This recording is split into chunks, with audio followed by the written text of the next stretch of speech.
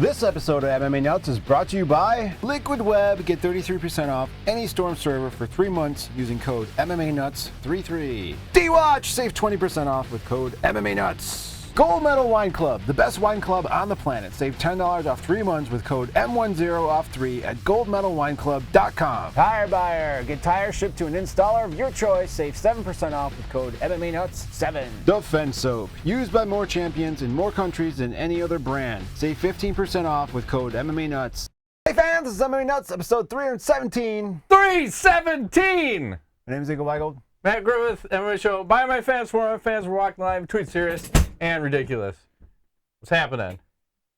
Happy belated Turkey Day. That's right. How was your Thanksgiving vacation, It's the Matt? fucking best ever. Every time I go on vacation, couldn't be any better. Just couldn't. I hear you. I agree with you. Mine was similarly exciting. So we both had great holiday experiences. We enjoyed ourselves, and we would definitely do it again next year. Yeah, yeah, for sure. I'd love to spend all that money again. Yes. So we hope you guys survive the holidays because it can be stressful. Just keep in mind that everybody's family's fucked up, not just yours. So, welcome to the club. Yeah. You know what other families fucked up? I'm going to get right into some news here because I saw some stats about AKA. Once again, topping the gym injury list. Well, you should prelude this with the Daniel Cormier pulling out a UFC 206. Yes, I was going to do that. Thank you for reminding me. Daniel Cormier pulls out a UFC 206 with an injury. Yes. Very apologetic. Did they say what it was? Because I couldn't figure. Oh, abductor. I think he GSP'd himself with groin. Okay. Hit him with your groin! Makes sense. That's like the inside thing. Yeah. That's a hard one to fix. Obviously, you can't be shooting for takedowns if that thing's not working. It is weird how a lot of their injuries, I think almost all of them, are related to the lower half of the body. It's weird, right? So, AKA right now is almost double the rate of injury than any other gym out there at 21.6% injury rate. They've got 8 fighters with 111 scheduled fights with 24 injuries, which is a hell of a lot because most of the guys hovering around 11, 12%. Even like the Nogueira Blackhouse guys who you'd think you'd have like high injury for some of these older camps are pretty high. And then the below average guys are like TriStar's under 10.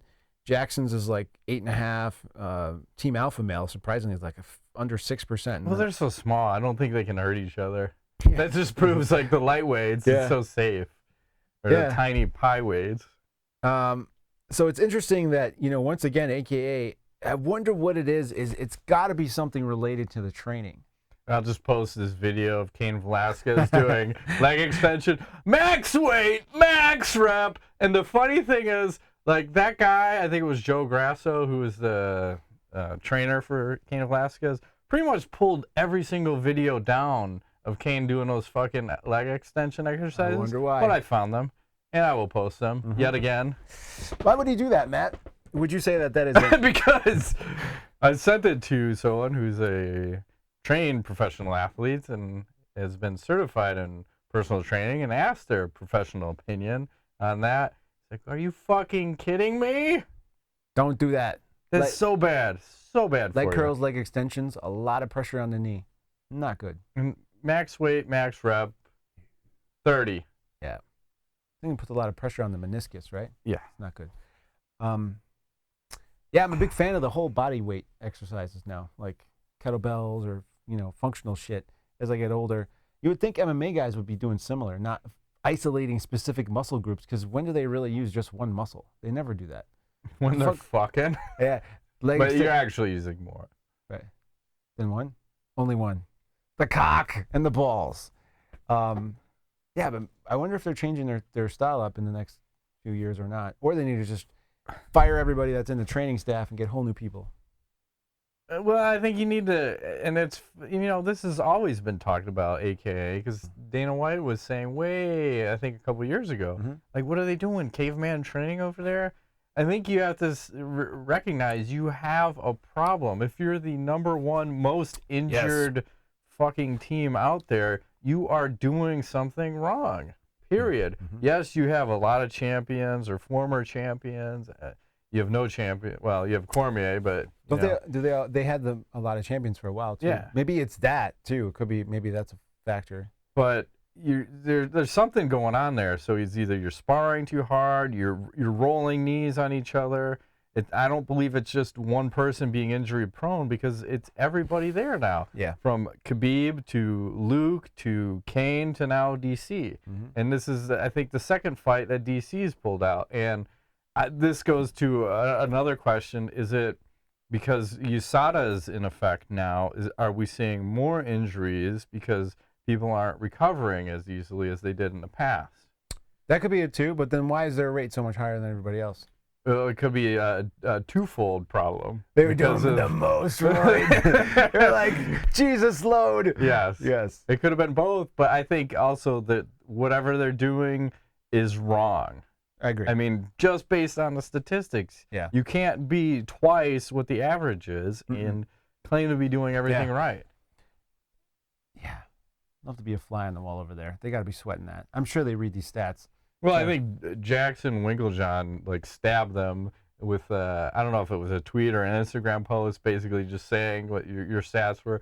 You guys should all come and train here because we only have like an 8.5% rate of injury in the last X amount of years, and the numbers don't lie. I mean, they're obviously doing something correct over there, and this may lead to that thought process of where people aren't sparring as much too, because it seemed like even who was the most recent one, I think it was the Rafael dos Anjos when he was supposed to fight Conor McGregor, gets injured 10 days before his last fucking real sparring session, where people should probably scale back the sparring if doing any sparring at all, Yeah, there was a couple of guys, I forgot who was mentioning this specific, maybe Robbie Lawler was one of them, talking about like the fact that they believe that timing and ring rust and all that is bullshit. Like, you know how to fight already. So yeah, you're tough. You don't need to keep proving it.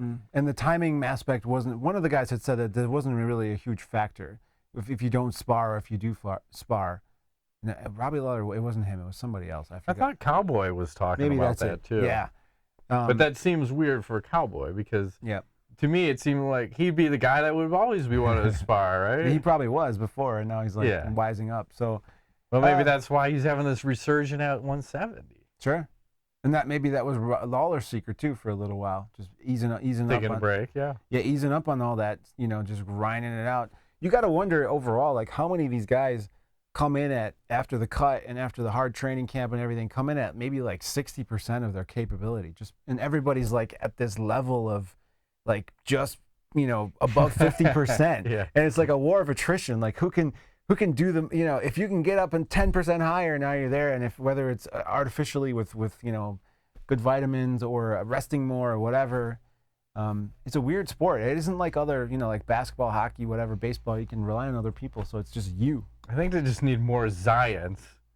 She blinded me with What happened to Zions. Zions? They went out of business or what? Well, I think they went bankrupt, and somehow the UFC acquired them, and they're still around. But I see it in the stores. I wouldn't drink that shit. No, one time. Give you fucking oh my god, ball cancer. It was like my heart is racing like crazy. Not good for you. So, all right, let's get out of that. Speaking of, let's see, what else do you want to talk about?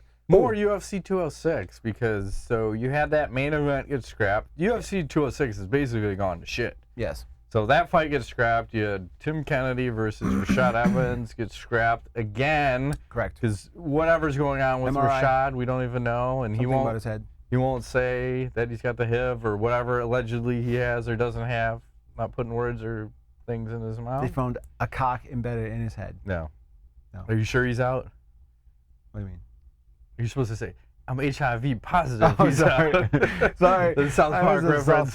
It's all right. HIV positive. So terrible, but it's funny. No, it's due to an MRI, but I keep wondering, what do they find on an MRI? And why won't he say what it is? Yeah. This is 2 times. I think you owe it to the fans to just release it. The truth will set you free. MRI. What do you see on a head scan on that MRI? I have no idea, but it's obviously enough for 2. I thought it was just New York, but apparently it's beyond them. Yep. And then you also have, so that Tim Kennedy fight gets replaced with Tim Kennedy versus Kelvin Gastelum, and now Gastelum's moving up to 185. But New York just said that they're suspending Gastelum for 6 months for failure to appear at the weigh-ins. Yes. So how the fuck is he supposed to fight Tim Kennedy at UFC 206 if New York has suspended him for 6 months? Fuck New York, Matt, and their cunty selves. I'm fine with that. All those rules they have, they come. Oh, we regulate MMA and we're just gonna fuck everybody. You're all suspended. You have to be within 6 pounds of each other or whatever. Craziness. They did the Romero, right? 60 days for running around, right? I mean, what is this shit? Okay, he celebrated too hard. This is not the NFL, okay? But literally, what is 60 days? The guy's not gonna fight for another 3 months, so 60 days is nothing. I don't know. It's craziness. Well, that's just a joke. You're not even do anything. Like a little chihuahua, just nipping at your legs. We'll see. They're all excited. Maybe they're just like, yeah, we got MMA. All right, we're gonna let's fucking make an example of everybody on this card. I don't know. Is Conor McGregor fighting? Fuck it, ban him too. Yes. So, and then now the UFC 206, the main event, you have Anthony Pettis versus Max Halloway for the interim title. Yes, because they stripped McGregor, or McGregor stripped himself of the featherweight belt. The UFC stripped him because he didn't give it up. So. Here's the question. Do you think... There's a couple questions.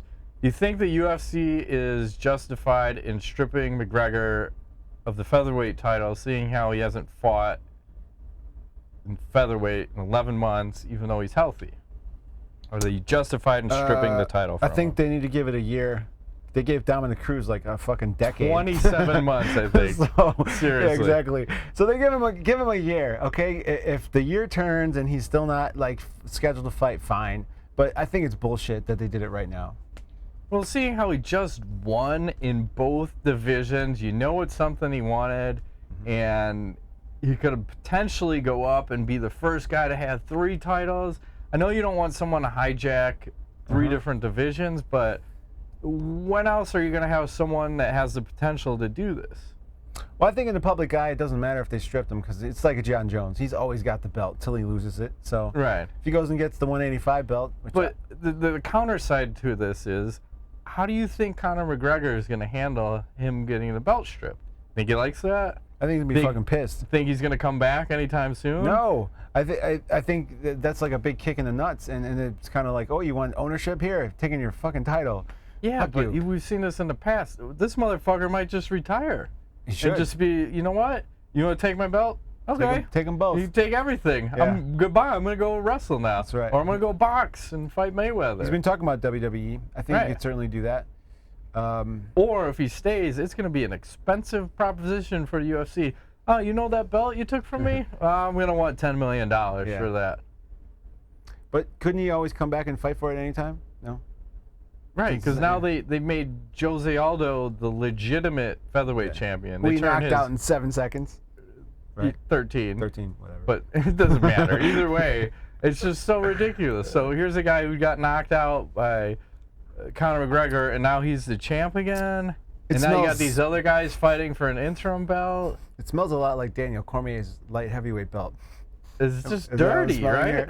Okay, so now you stripped them, but none of these guys earned it. You didn't beat the champion. Nope.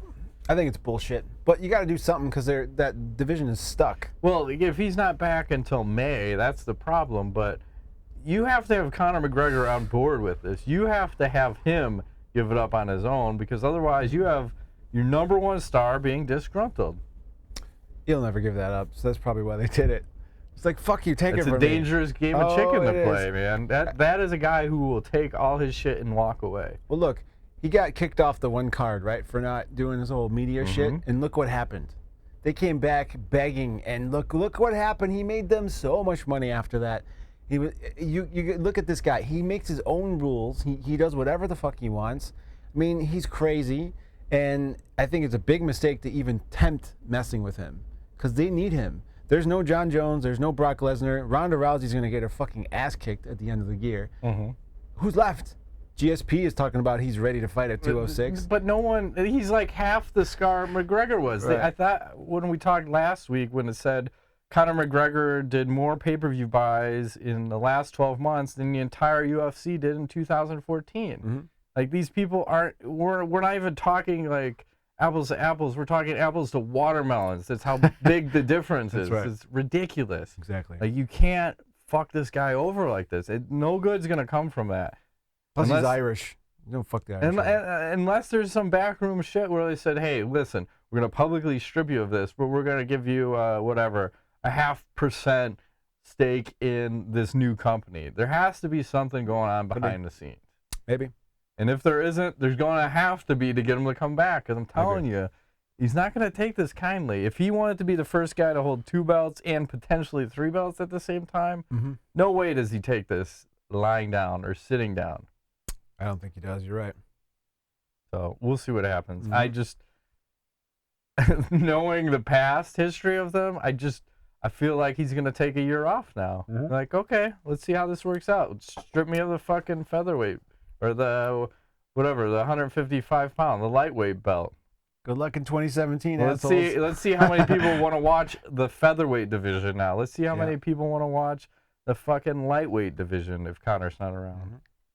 You know, those, I mean, obviously the featherweight division is a little more challenged, but yeah, it doesn't set well with me. I don't think it's a good move. We'll see, though. Maybe there's something going on we don't know about.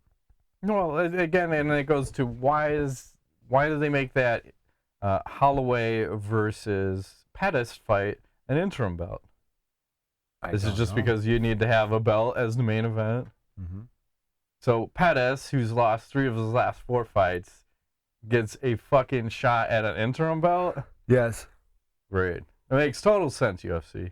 More of the same. You guys are doing a bang-up job. As it does giving Jose Aldo the actual belt. Right. It's nonsense. After getting knocked the fuck out in 13 seconds. Makes total sense. You know what else doesn't make sense? Good. And BJ Penn is headlining the UFC event in 2017 against Yair Rodriguez. The fucking ninja. So I got to ask you this question because it seems like it's been a progression of just doesn't make sense fights for BJ Penn, who he seems to not actually make it to the fights ever. Like, what is going on with him, and why do they keep doing this?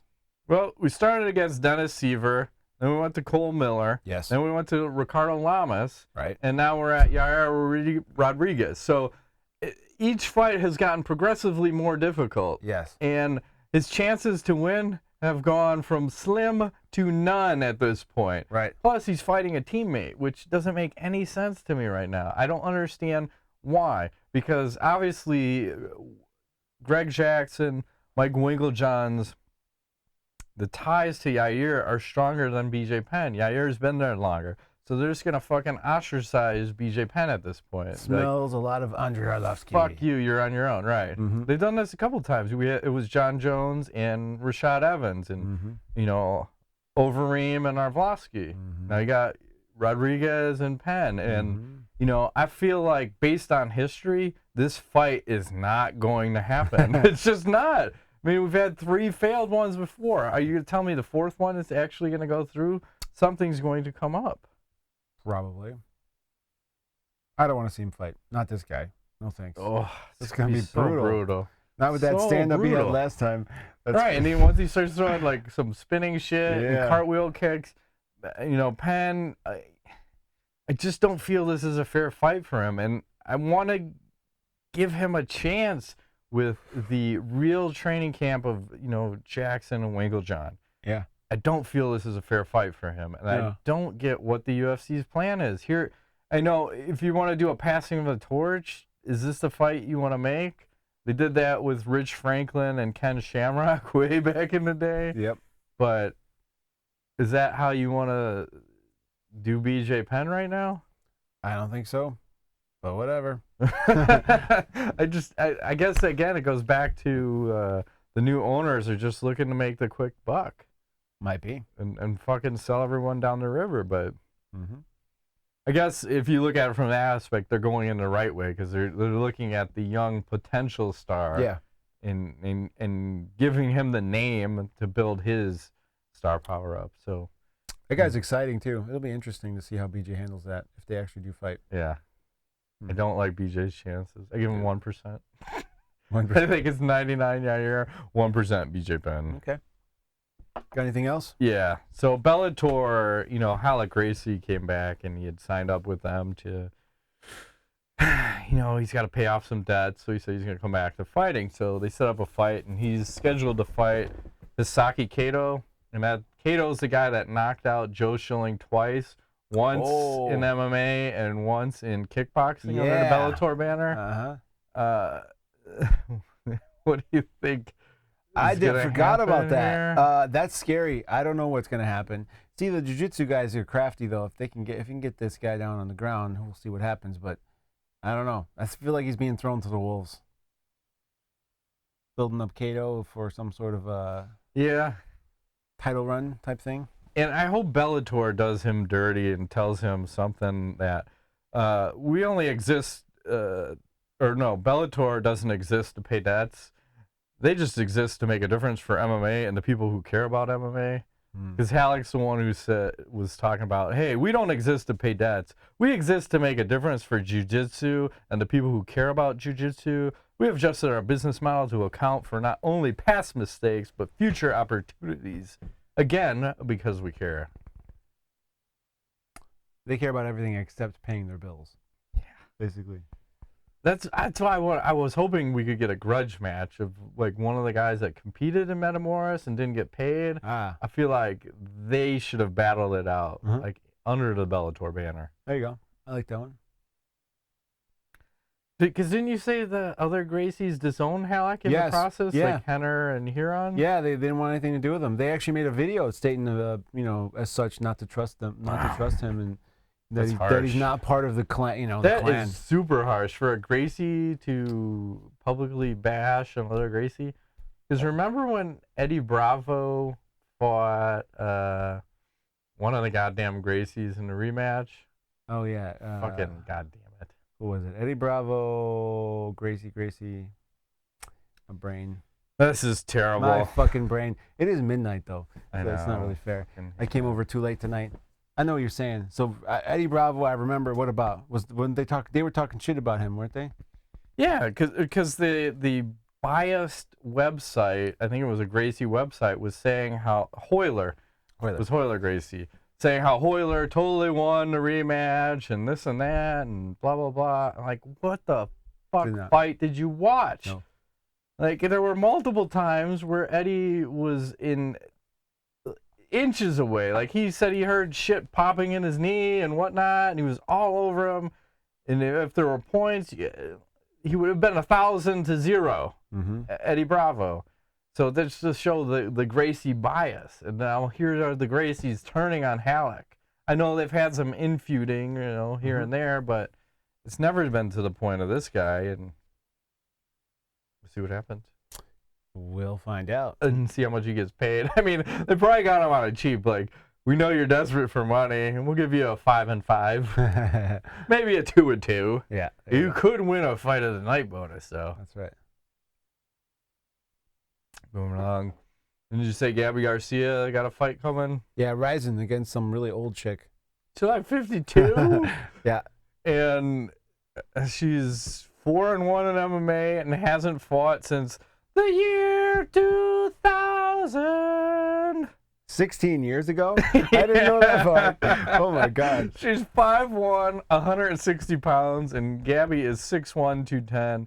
I don't know if you've seen the picture of Grandma Kimono.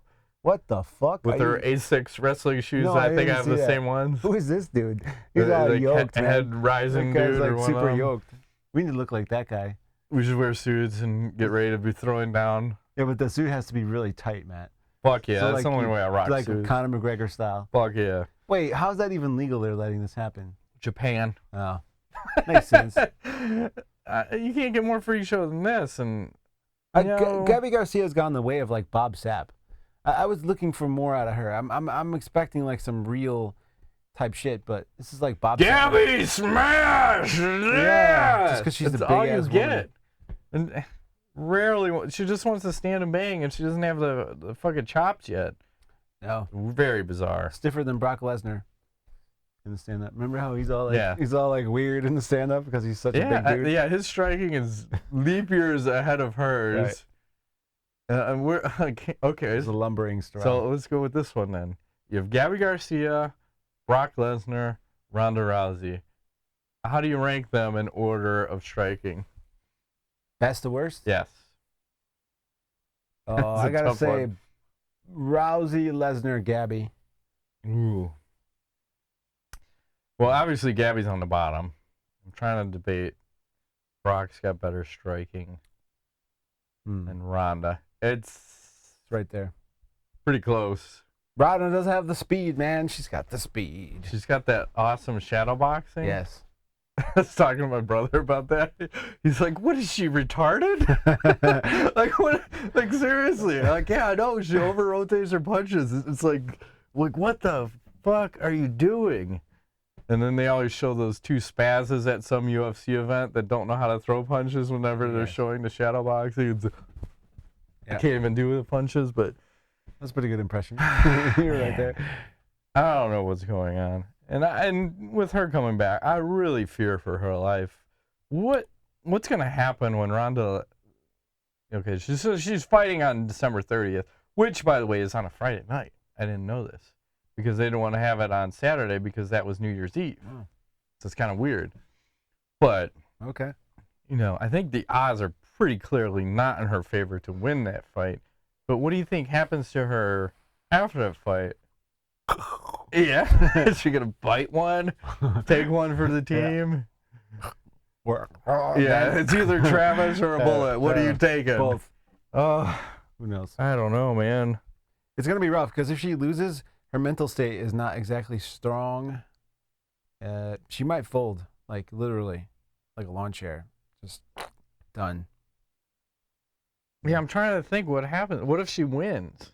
Does she continue fighting, or does she go out on top? Well. So you think if she loses, that's her last fight? That's it. I'll agree with that. If she wins, say she wins by some weird way. Thinking. I don't know. Is she gonna fight again? Probably not. I'm thinking she's done. I don't know because her acting career, that was always the challenge. Everyone was backing out because they're afraid of her acting chops. I think if she wins, she'll do one more fight. And then Miesha Tate will come out of retirement for that fight. Ooh. But you know what? If she does win, I think you got to rematch Holly Holm. Yeah. As much as I want to see, Cyborg and Ronda fight, I think we all just have to accept the fact that those two are never going to fight. It's just never going to happen. Mm-hmm. And maybe the next best thing is Holly versus I like that. I think that would be sweet to do in the springtime. Yeah, I like it. So you're always thinking. I try, Ingo. Let's see, we got any more other news? I don't think so. I got nothing. Oh, there was that one other thing. I'll see if I can pull it up from memory. So, USADA and Lyoto Machida. So. Oh, yeah. I think it was Bloody Elbow had a Q&A with someone from USADA talking all this stuff about what happened in that whole process. And I think they also came out with a post article of said Q&A that said, basically, if you're a Brazilian fighter and you're looking at the site, the USADA website, and you go to whatever the banned substance list is, and you type in whatever Lyoto tested positive for, it doesn't even show up. You can't even look for that. So technically, their website does not show the stuff that he tested positive for. It doesn't show it as a banned substance. Okay. So everything they said in their interview was bullshit. So how does that not absolve him of any wrongdoing? Exactly. I just feel like this whole thing just got brushed under the rug. Are they going to let it go? No, because if major MMA sites are reporting this, it's not going to go away. Like, someone else is going to have to come out and say, oh, well, that's not correct, and blah, blah, blah. It needs to be heated up. Because, again, this is fucking some bullshit that he tested positive for. DHEA, right? Something like that. Yeah, and it was some other product, 7 Kato something. Cocktails. It's all smoke and mirrors. But anyway, there's some stuff going on. I feel like he got wronged in this process, and hopefully, Bloody Elbow did an article. Hopefully some of the other sites will pick up on it, and he'll be vindicated.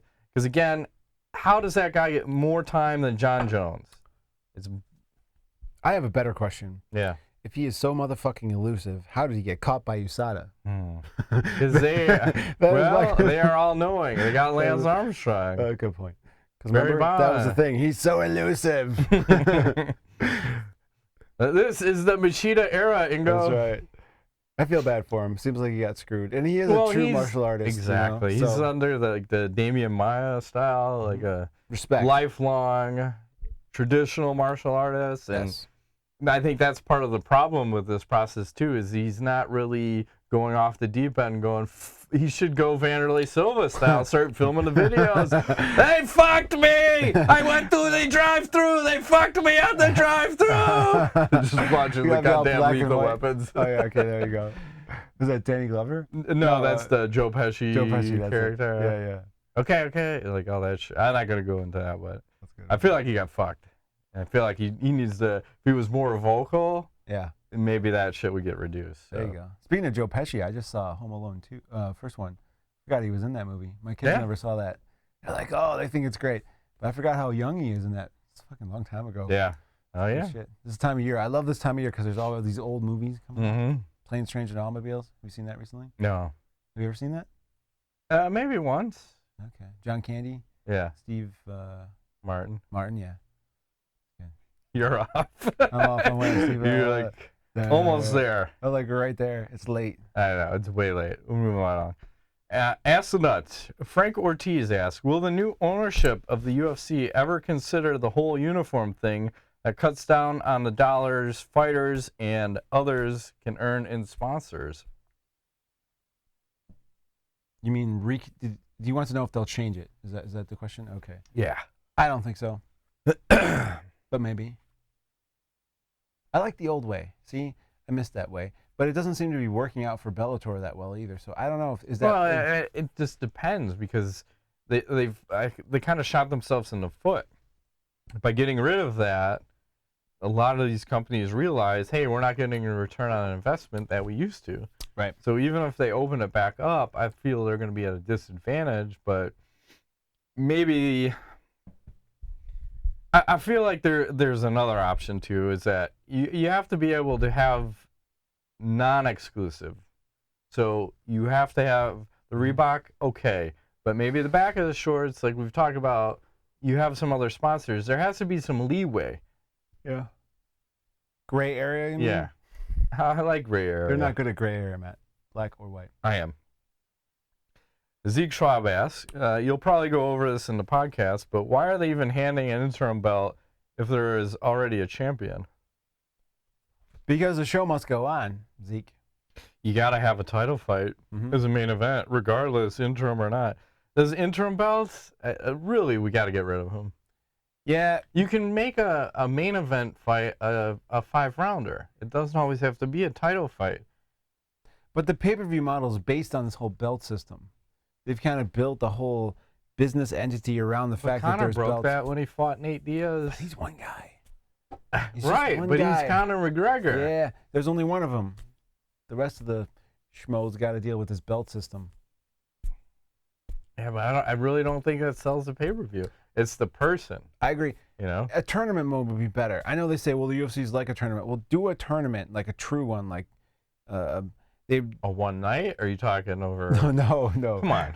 no, like a Strike Force. One night tournament. Strike Force style, where they spread it out and rules. They walk them all out in the beginning of the tournament and make it all dramatic and build it. And I think that's more interesting than a belt system. I don't know. Belts are kind of boring. Yeah, I think we're all getting done with the belts. Or you introduce another set of belts instead of like. Here we go. Yeah. How does that work? Well, no, you have a heavyweight and a whatever you want to call it belt. The open weight. Yeah, open weight belts. So guys can compete for multiple belts depending on. Now it gives Conor more incentive. The Conor McGregor belt. Can you get the belt from Conor? He's gonna hold some belt. Depends on what weight class. Green plated gold. Yeah, I like that. Little rainbows. Yeah. Supporting a cause. Is he supporting leprechauns or the gay community? I don't give a fuck. Probably both. Yes. Come out of the closet already. Who? Whoever I'm talking to. Okay. Not me. No. Gregory the Fountain asks, will UFC 206 have the lowest pay-per-view numbers of the year? Probably. Yeah, it's gone from, it was looking solid. Yes. And now I'm debating whether we're going to watch it.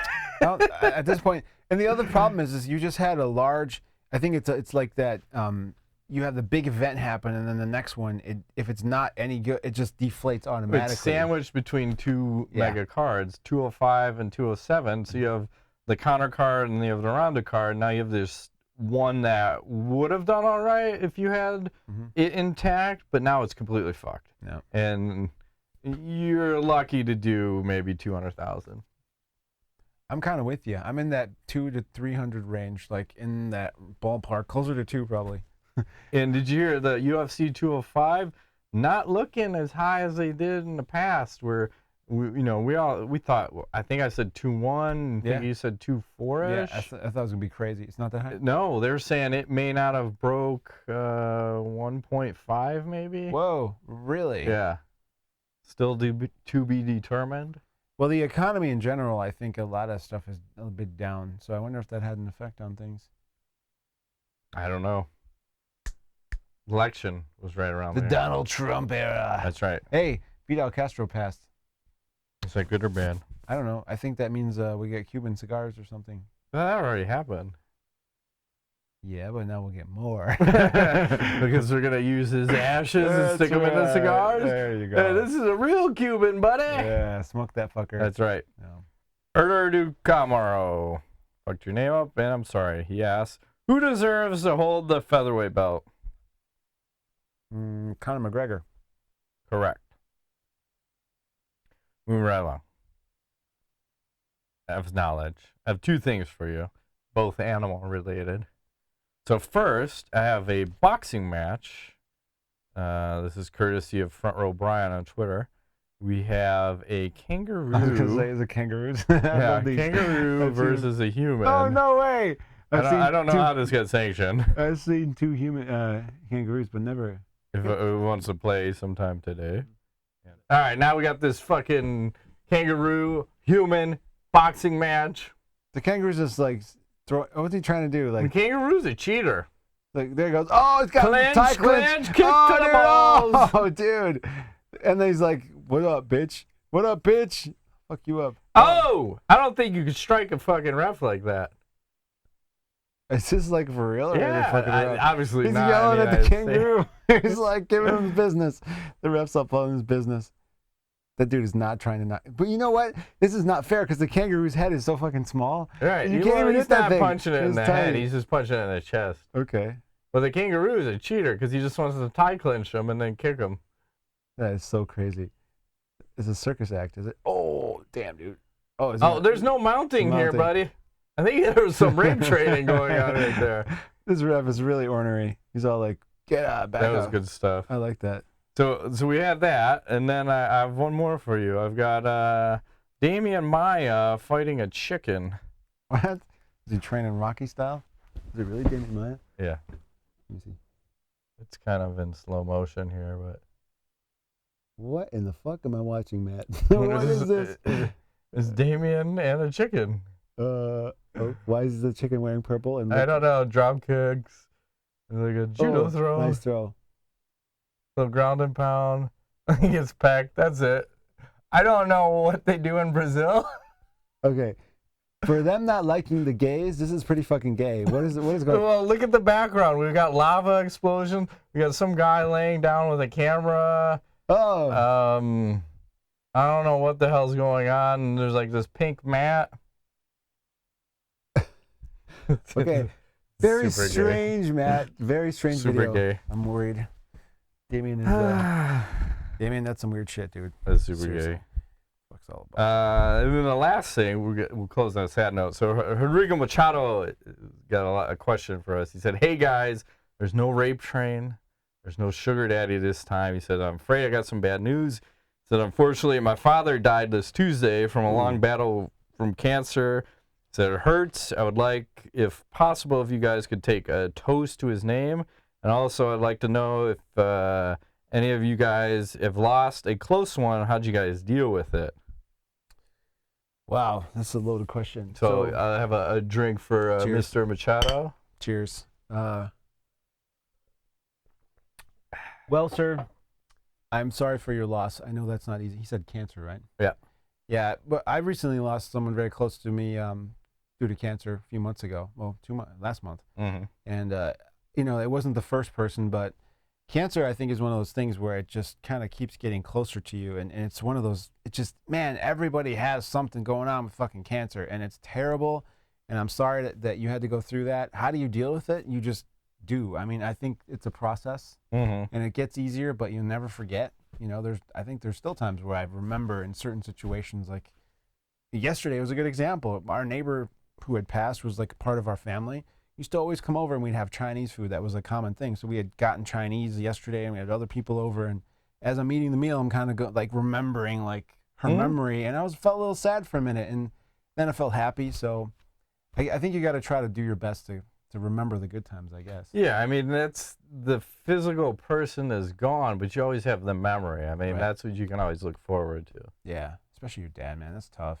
I'm sorry, dude. That's just heavy shit. I'm glad you'll save that for the end. I'll get all like, I don't know what to tell you, man. But, things happen for a reason. So maybe you can use this to build on something positive. I chose this opportunity where I'm taking the kids I coach in soccer, like all 50 kids and parents, to do volunteer work in 2 weeks for cancer patients. You're going to do some couple hours worth of.